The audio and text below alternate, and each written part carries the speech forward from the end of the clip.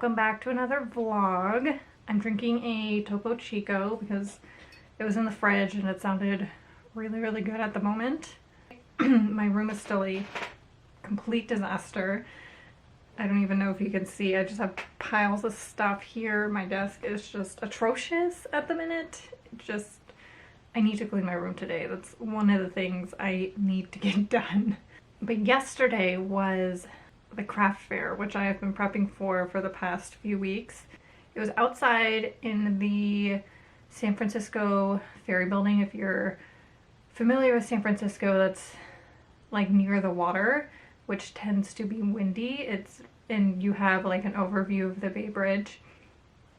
It was so incredibly windy. I was not prepared for that. I don't think anybody was prepared for that. I was prepared, I think, and I should have known because I've been to San Francisco multiple times and it can get very windy, especially if you're on the water. I didn't have enough tent weight, so I ended up holding the tent the entire time of the fair. The fair lasted from 11 to 5. It was just absolutely crazy. Mark actually ended up coming with me, thank goodness, and I felt really bad because he ended up holding the tent the entire time as well. I had the, I guess, required weight amount, which was 10 pounds each leg, which was not enough. I definitely should have gotten sandbags. I thought about it and I changed my mind last minute. I ended up getting the ones that you like put around the pole, and I should have gotten sandbags. I needed sandbags. It was just a learning experience, to say the least. Luckily, none of my products ended up flying away. My card stand, this guy right here, did not blow over once. It was amazing. It's very sturdy. I'm gonna go ahead and I'll put the name down here. I got it off of Amazon and it surpassed the wind. My tent, when we weren't expecting it, like huge gusts of wind would come in and it would move the tent.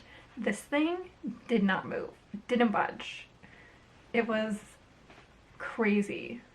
So highly recommend doing one of these for an outdoor market, especially with the wind, because it didn't go anywhere and it was crazy windy. But everything else didn't fly away. I ended up taping my stickers to the sticker container that I got because they would have blown away. My prints, the magazine stand, which is behind me, I ended up not setting it up right. So the first time I set it up right, and a huge gust of wind came and it like blew it all over, which was so unfortunate. Nothing was damaged though. And then Mark actually helped me put it together the right way because I was doing it wrong the entire time. So I did it wrong the first time. And I felt so bad because the girl behind me, I think it was her first craft fair from what I overheard, but she had a lot of glass things. And there were a couple times where her fixtures just like blew over and you could just hear the sound of glass breaking, and I felt so bad for her. I felt so bad for her because I know it takes so much time and so much effort in these craft fairs, and then just to have all of your merchandise break, I cannot even imagine. That poor girl. She had actually ended up leaving because she was like, I can't lose any more merchandise. I've worked so hard on this and things are breaking left and right. So she ended up leaving early. There were a few vendors that were more prepared, but for the most part, a lot of the vendors were like holding their tent most of the time because it was so incredibly windy. So it was an interesting market. I did not make as much money as I hoped, which is okay. It was a learning experience. It's, you know, factors of the weather was really windy, so a lot of people actually weren't out. My location of the actual market was not the best. at all. I was like on the very far end at the corner, and I think a lot of people would walk through and they just like wouldn't go through the other way. So I don't think a lot of customers actually made it my way, which is really unfortunate and such a bummer, but I am just still so appreciative of the people who bought things, and I'm always like surprised when somebody wants to buy something from me, and I don't know, I hope I never get over that like surprise and excitement when somebody buys something from me. I mean, I did okay. I wouldn't say I did great, I wouldn't say I did horrible. I sold a lot of cards, and I didn't sell any stickers actually, now that I'm thinking about it. And I sold quite a handful of prints, which is interesting. It's just interesting, like market to market, what people buy versus what they don't buy. Like at the last market I did, people bought a lot of cards, but the people also bought a lot of stickers, like crazy amounts of stickers. And I'm thinking maybe it's because I didn't have them out for people to like pick up and touch. I just kind of had to like tape everything down. I would do the market again. However, the market has different locations. I don't know if I would do that location again unless I was like super prepared, because it was very, very windy. But we'll see. Who knows? I had intentions of filming, but that didn't happen because it was such a crazy day. And I was holding the tent like basically the entire time. It was just a wild experience. And I ended up getting this necklace from the girl next door to me. How cute is this? It's a little dragonfly. I absolutely love it. The last vlog I didn't end up showing you the pots because I packed them up, but I want to go ahead and show you them now. I didn't sell any of them, which is a bummer, but I'm going to put them on my Etsy shop. But I want to show you them before I do that. I have to somehow get them out of here. Okay, I ended up putting them in this container, this like little cube storage bin that I put inside of the plastic bin. And they are all covered in this wrap, which is very loud. So maybe I'll unwrap everything and then I'll show you each one. They are all unwrapped. The kink in my back is still there, but like I can move, well, slowly, but I can move my arm up. Hey! And I can kind of turn. I don't want to do any like forceful turns because the last thing I need is to re-kink my neck. Although instead of having the pain shoot down my back like it was the past few days, it's now like shooting down my arm, which is super frustrating. And I think it was because I was using my arm so much yesterday with the tent that, I don't know, I did something. I don't know. I'm falling apart. Okay, the pots. Let's get to the pots. So I think I've shown some of these before. Maybe just the sunflower one. I think I've just shown the sunflower one, but you're gonna see it again. This is the first one. This is an 8-inch pot, and it's the monstera leaves, although I forgot to put the little holes in the freaking monstera leaves, which is so annoying. But there's this one, and then I have two 6-inch ones. So the first one is the sunflower one, which I've shown before, which is probably my favorite. I absolutely love this. And then this is the tulip one. And I hid the J Carp Designs in the leaf, so I didn't have to like put it up here or something. I wanted to kind of have it blend in. But how cute is this? I love this. So there's that one, and then I have two 4-inch pots. This is the mushroom one,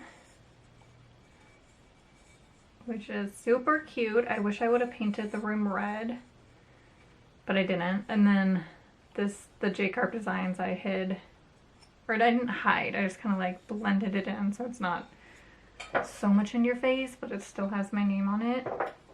And then I think this might be my favorite. I freaking love this so much. How cute is this pot? Are you kidding me? I'm so freaking proud of this. I love the blue. I love this so much. Where did I sign it? Oh, I put it on this little flower right here. But I love this. I mean, come on. Look at that little bee. Are you kidding me? So cute. Or this guy. Ugh, I love this. I might have to make one for myself. Or just keep this. But I love this. I think before I clean and kind of put my crap stuff away, I want to put these on my Etsy shop.